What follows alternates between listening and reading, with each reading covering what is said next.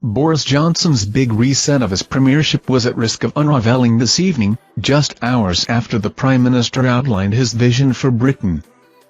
The Conservative leader attempted to come out swinging this afternoon with a speech full of ideas to tackle the cost of living and deliver on voters' priorities. After 41% of Tory MPs gave him a vote of no confidence on Monday, the beleaguered Prime Minister told Britons he was on your side, vowing to build a high-growth, low-tax economy where everyone could buy their own home. However, the speech was light on details, with fears cuts to income tax may not come to fruition until 2024. Tories have warned the Prime Minister needs to start cutting taxes much quicker if he wants to hold on as Prime Minister. A senior party source told Express.co.uk that if he fails to act, it could be terminal for his premiership. The senior insider has claimed there is only one thing that saves the premiership of Boris Johnson. With the threat of removing the PM's still a live threat, the insider claimed that slashing tax was the clearest route to safety. The source said, "We are the only major economy that is attempting to tax our way to prosperity. The majority of major economies are being inventive, dynamic and agile. We are hiking taxes across the board, at a time when households are feeling the squeeze." Added to this, the insider claimed, was the fact the majority of backbenchers are calling for tax relief, something which would give the PM a huge boost among those who decide his fate. With energy bills skyrocketing, wages frozen and national insurance contributions hiked, the Tory grandee claimed an easy win would be rolling back on VAT. Whilst slashing taxes is the aim, across the board, the first and easiest win is VAT. VAT affects those on the lower scale of income, and a deduction would bring tangible benefits to the High Street and consumer confidence. The insider claimed that if the PM didn't address the issue, it would become a brutal summer. If the PM tries to deflect this issue, or blames factors beyond his control, I fear that the game will be up. Families, MPs and businesses alike are calling for this. The PM has to deliver, or else. In a wide-ranging speech in Blackpool, the Conservative leader vowed to tackle the soaring cost of living and address long-standing problems such as housing.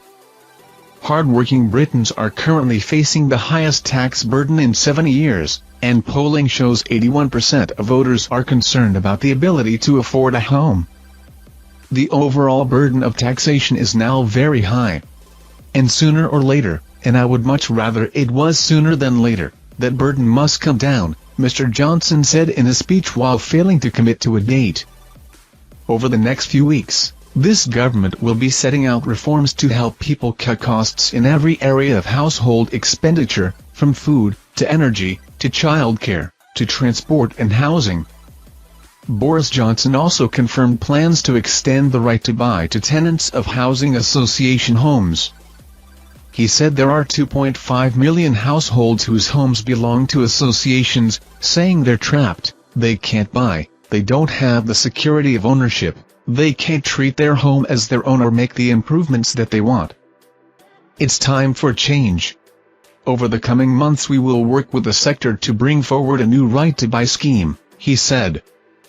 Mr. Johnson added that it would give millions more the chance to own their own home and would see one-for-one replacement of each social housing property sold while being affordable within existing spending plans.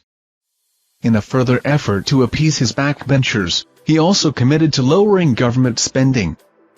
He warned the size of the civil service had become bloated in recent years and it was time to scale back. He said, "It cannot be right that the size of central government has increased by 23% by 2015. There are 91,000 more officials than there were. I believe we have the best civil service in the world, but in view of the pressure now on families, we've got to find efficiencies, prune back Whitehall to the size it was only 5 or 6 years ago." His comments come despite stiff opposition to the plans from Foreign Secretary Liz Truss. She said the war in Ukraine, along with dealing with the EU, meant a larger department was necessary. The Foreign Office currently employs approximately 7,000 staff, making it one of the smallest in Whitehall.